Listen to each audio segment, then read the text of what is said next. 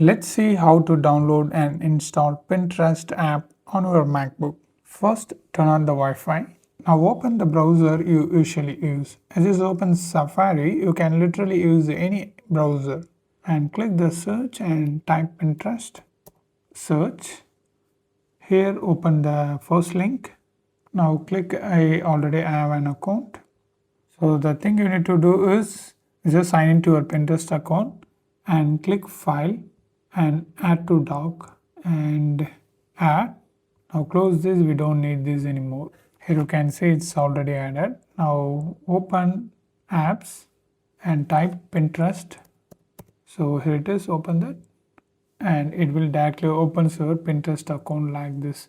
So that's why I need to say sign into your account. For some reasons, I couldn't able to sign into my Pinterest account, but it will work for you. You just sign into your Pinterest account before you click add to dock. So that's it. This is how you need to do. And if you want to know more videos about Pinterest, you need to watch this playlist.